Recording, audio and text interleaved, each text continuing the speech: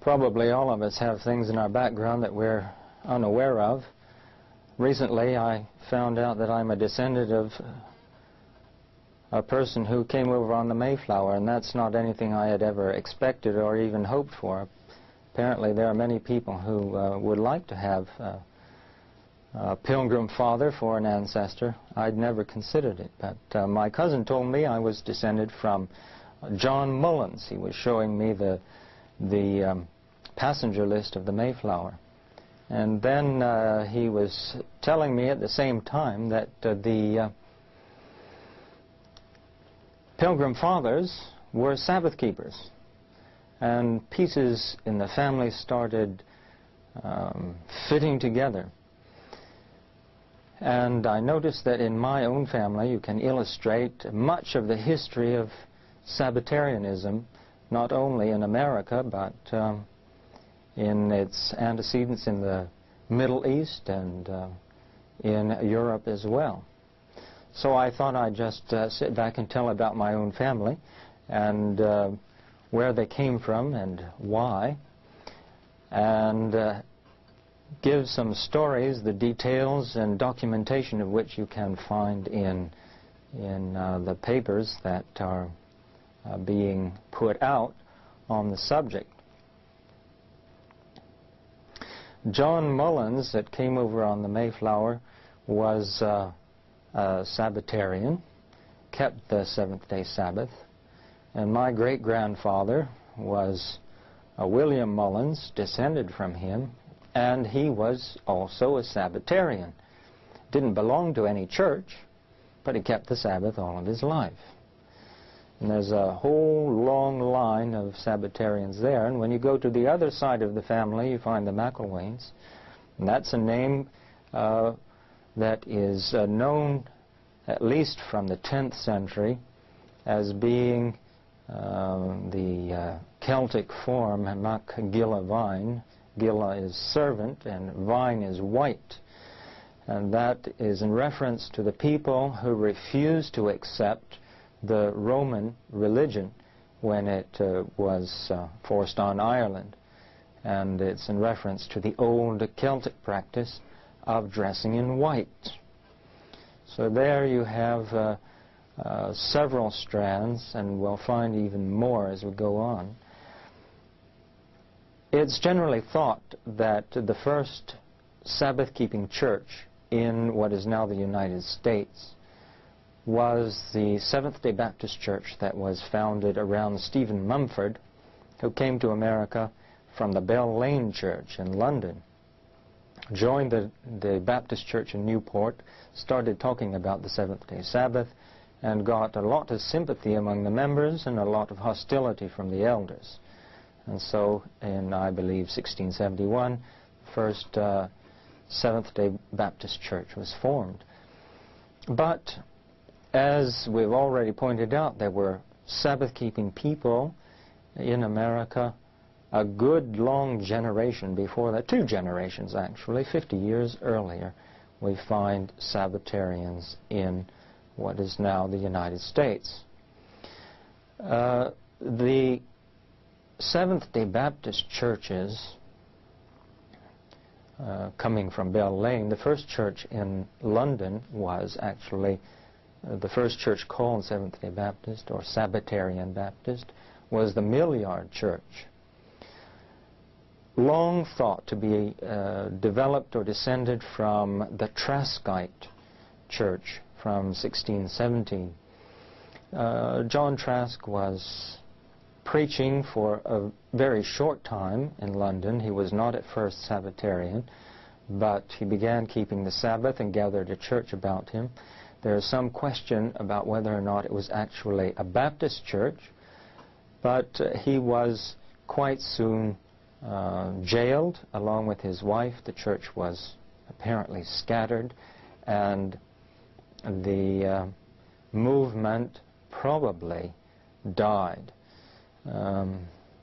Mistress Trask was in prison for 12 years and finally died there. It is said that the lines, the famous lines, were written about her: stone walls do not a prison make, nor iron bars a cage. But she died for her faithfulness to the Sabbath. The Millyard Church came up a number of years later, more likely not from the Traskite group, but from the old Celtic house churches. An older Seventh-day Baptist church was probably that in present-day Tewkesbury. Tewkesbury is in Leicestershire, over by the Welsh border, and we have all of these house churches in Wales, Ireland, and Scotland through the centuries, hidden away. And when the urbanization took place, people went to London.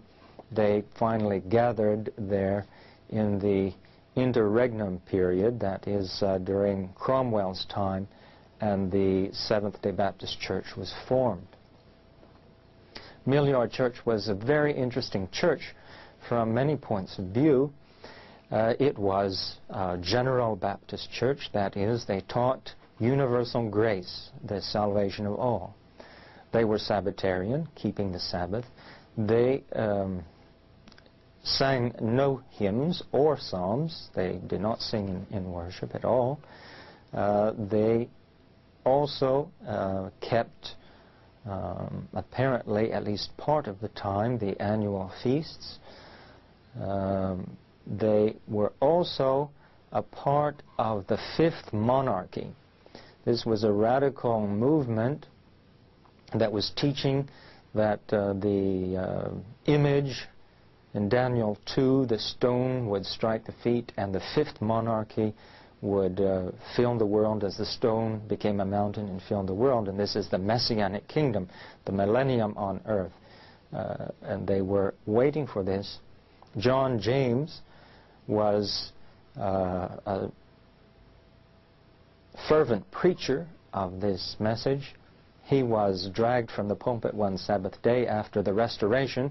King Charles felt that the Fifth Monarchy was a threat to the throne, and perhaps for good reason, because John James, the Seventh-day Baptist, the Millyard Church, was affected by the synagogue in Amsterdam, for one thing, and through the synagogue in Amsterdam and perhaps other sources were influenced by the Sabtai Tzvi movement, the Jewish Messiah, called the false Messiah.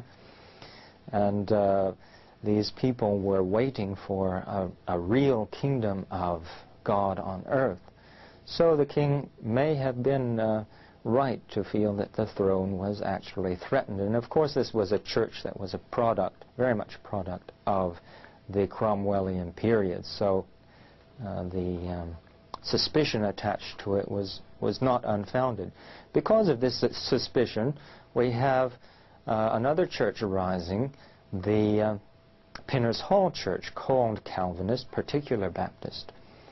This arose after the Restoration, probably founded by people who wanted to escape the suspicion that joining the Millyard Church would place on them. And so they founded the Pinners Hall Church, which was Particular Baptist. They did not teach universal grace or the salvation of all, but they did keep the Sabbath, and they also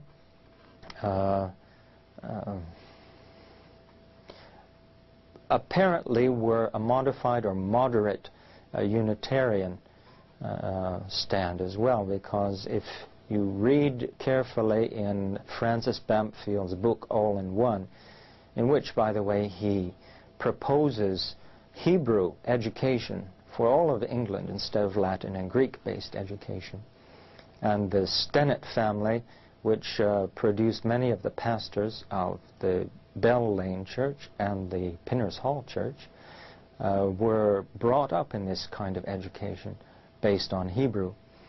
In this book, he presents Christ as subordinate, although he strongly emphasizes the pre-existence of Christ, and that